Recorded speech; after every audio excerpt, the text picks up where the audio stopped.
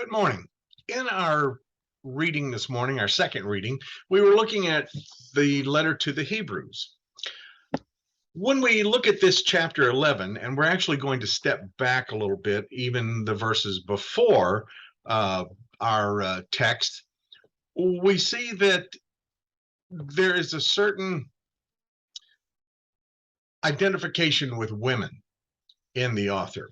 Now, a lot of times we had heard people talking about the book of Hebrews, the letter to the Hebrews, being a work of St. Paul.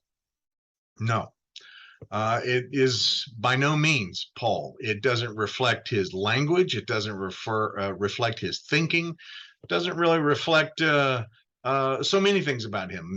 The style of writing and even some things like, for example, in the description about the different pieces of furniture in the temple, the author of Hebrews proves that the author is not a Palestinian Jew who would have known where these things are located. No, this is somebody who is writing from a different locale, a different mindset, and puts the pieces of the furniture kind of in the wrong place. Some of the things that are supposed to be in the most holy place are put in the holy place, and vice versa.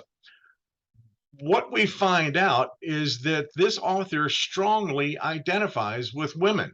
So we want to look at the letter to the Hebrews and see if the women of faith in their role in religious history are acknowledged, and if that is by implication an acknowledgement of their equality before God.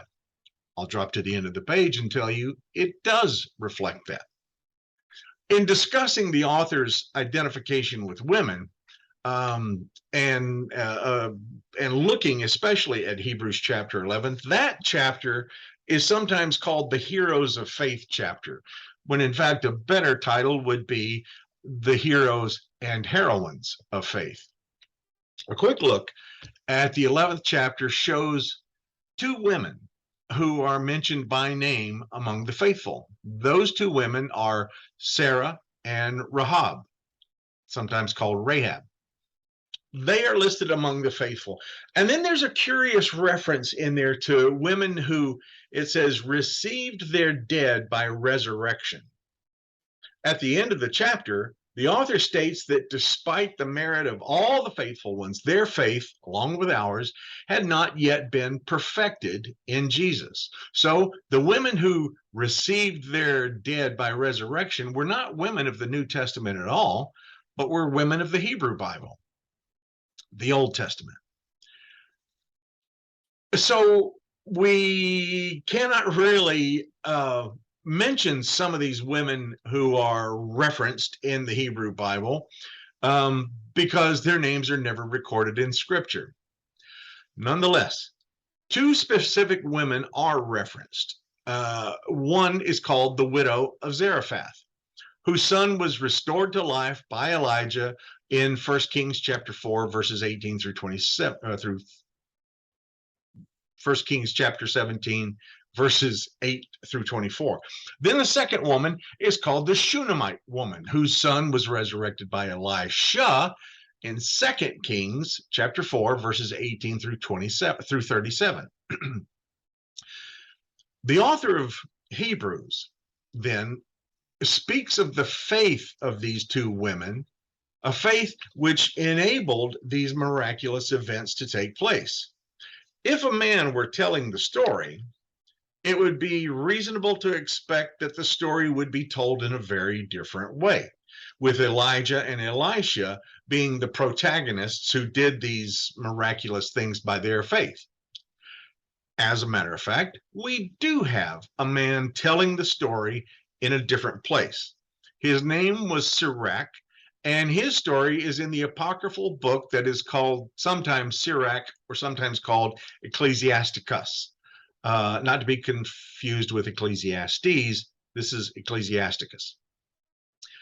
In Sirach, chapter 48, verses 4 and 5, we read, "How glorious you were, Elijah, in your wondrous deeds. You raised a corpse from death and from the grave, and by the word of the Most High. Of Elisha, we are told by Sirach, Elisha performed miracles with every utterance of his mouth. Nothing was too hard for him, and when he was dead, his body prophesied. All right. The author of Hebrews was very familiar with this roll call of heroes of faith in Sirach because that was part of the Greek Septuagint, the Greek Hebrew Bible. In fact, Hebrews follows right along with Sirach, with the mentions of Enoch and Noah and Abraham and Moses. But while Sirach mentions Abraham, he does not name Sarah. And while he praises Joshua, he does not name Rahab. By contrast, the author of Hebrews alludes to Joshua, but does not name him, instead naming Rahab for her role in helping Joshua's spies. There's a reference to Rahab in James chapter 2, verse 25, in which Rahab is described as being justified by works in saving the spies. But in Hebrews, there's a little bit of a different story. Hebrews reads, by faith, Rahab the prostitute did not perish with those who were disobedient because she had received the spies in peace. Clement of Rome, a early church theologian and supposedly the third bishop of Rome, stated twice in his letter called First Clement. In chapter 12, he twice talks about this new element in Rahab's spiritual discernment by saying not only did she have faith, but she prophesied. Prophecy could be found in the woman. It can be argued, and it has been argued, that the inclusion of Rahab, a harlot, as a hero of faith is a bit far-fetched. But there she is in Hebrews chapter 11, and the author of Hebrews has firmly placed her there. Well, maybe we need to take another look at Rahab. Josephus, the first century Jewish historian, and other rabbinic writers did not regard Rahab as a prostitute, but rather as an innkeeper. In fact, there are several early manuscripts that have mentioned Rahab, the so-called prostitute. Rahab was probably, in fact, a respectable innkeeper because the Hebrew word zonah can also be translated as Hebrew, and we favor that translation because of Rahab's personal qualities. So we believe Rahab managed an inn and was welcoming to these travelers, and that carries no more stigma than any hostess would carry.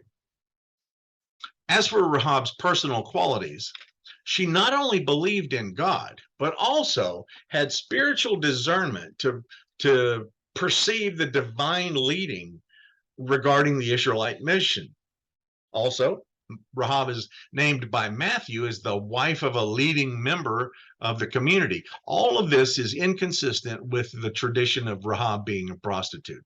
In any event, through faith and repentance, her life was touched and changed by the divine drama in which she played so prominent a role. Sarah, the wife of Zarephath, the widow of Zarephath, the Shunammite woman, and Rahab are not the only women who are mentioned in the 11th chapter of Hebrews. And I should tell you right away that this is one of two parts, and you'll find out why. There are others who are included in the 11th chapter, although their presence is not immediately obvious. We have to look at some of the other literature of the time and the literature that the author of Hebrews drew on. One of those women referenced there was Judith, a woman found in the Apocrypha, and who was called a person who won strength out of weakness, became mighty in war, and put foreign enemies to flight in Hebrews 11:34. Judith was a devout woman.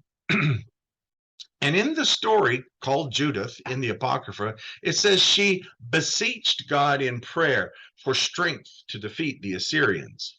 She prayed, "Give to me, a widow, the strong hand to do what I plan." That was in Judith chapter 9, verse 9. Her valiant deed was in killing the Assyrian general Holofernes, killing him with a sword. Another woman who had done much the same thing was found in the story of Judges, when Barak goes to Deborah and says, "Look, I need your help." And she goes, "Well, raise your army and go and fight against General Sisera, who is coming down from the north." And Barak said, "I need your help. I will do it if you'll go with me." And she says, "Okay, but if you do this, then your glory that would have gone to you will be handed to a woman." She wasn't speaking of herself. When the battle was over and the enemy had been put to flight, Sisera escaped, and he found his way to the tent of Heber the Kenite. Heber's wife, Jael, was in the tent, and Sisera comes in looking for refuge. Well, Jael recognizes Sisera, and so she gives him a big bowl of milk to drink. Now, this bowl would have been really wide brimmed, and so when he raises the bowl to drink from it, it winds up covering his vision and even cutting off his peripheral vision. So while he's drinking from the bowl, Jael takes a tent peg and a mallet, puts it up beside his head, and drives it right into his temple. And Sisera drops dead. Another woman who had been given the strength to put to death an enemy general. Well, another woman that is referenced by Hebrews chapter 11 is Esther, following after Judith, with such terminology as perfection in faith. And this is written in the reminiscent of the style of the writing in Hebrews. In Hebrews 11:34, it talks about a woman who had escaped the edge of the sword. Now, in Esther 4:11, we're told that there was no escape for anyone who approached the king without having been bidden by the king to come. And yet, Esther approached the king without his invitation, and she escaped the sword that would rightfully have been sent to dispatch her after such a forward thing to do. We also find in Hebrews a certain imitative language from the apocryphal book of the Maccabees. The books of the Maccabees, in all likelihood, was the last book that would have been in our author's Bible. Let's take a pause here. So who are we talking about? The author of Hebrews. It's not Paul. Some have said maybe it was Apollos. No. Some said maybe it was Barnabas. No. Some said Silas. No. None of those fit the requirements. And we could spend a long time, and I have, doing a study on who the author of Hebrews really was. Well, I'll tell you who it was. And I'm not the first one to say it. In fact, this scholarship begins back around 1911 with a German church historian and biblical scholar named Adolf von Harnack. Harnack says that the author of Hebrews is none other than Priscilla, a woman. There you have it. Hebrews reads like a sermon from a woman. I remember when I was in grad school and my professor said, let's have one of the women in the class to read this book. And when she did, oh my gosh, we all admitted it sounded like our mother. There were certain ways of speaking, certain cadences and certain rhythms. But here, looking at the author's identity or identification with the women of faith, we're compelled to say, yes, this must be Priscilla who wrote this. And there are many other reasons why too, that someday we'll get into. So anyway, The books of the Maccabees would have been the last books in Priscilla's Bible. And in that, the writings of the Maccabees, there was such language as they went about in skins of sheep and goats, or they wandered in dense mountains and in caves. And all of this echoes 2 Maccabees chapter 10, verse 6, which reads, they had been wandering in the mountains and the caves like wild animals. Well, what does all that have to do with the female heroes of the Bible? Well, the books of the Maccabees is concerned with praise for the mother of 7 sons who underwent martyrdom rather than renounce their faith. The sons had been encouraged by their mother to hold fast to their faith, even though they were tormented, even though they were tortured, even though they were put to death. And the author of Maccabees wrote that they vindicated their nation, looking to God and enduring torture, even to death, as in 4th Maccabees chapter 16, verse 10. Sounds familiar, doesn't it? Sounds just like our reading from Hebrews chapter 11 and the early part of chapter 12. Just as these witnesses had persevered in their faith, looking to God and resisting to the point of shedding their own blood, we also, Hebrews tells us, are to run with perseverance that race that is set before us, looking to Jesus, the author and perfecter of our faith, who endured the cross. That beautiful language there. William Tyndale said that Jesus was the pioneer and colonizer of our faith. King James says the author and finisher of our faith. The New Revised Standard Version calls him the pioneer and perfecter. Excellent language, all of it. But Hebrews says, you have not yet resisted to the shedding of blood in chapter 12, verses 1 through 4. So we've looked at these women, these heroes of the faith, heroines, in chapter 11 of Hebrews: Sarah, Rahab, the widow of Zarephath, the Shunammite woman, Judith, Esther, and the mother of those 7 sons. But the one I'm saving you for next time is Sarah. When we think about Sarah, the wife of Abraham, usually the first thing we think about is she laughed when she heard the angels giving proclamation that Sarah and Abraham were going to have a son. She's much more than that. There is much more to Sarah than what we think. If Abraham is in fact called the father of faith, then Sarah should be acknowledged as the mother of faith.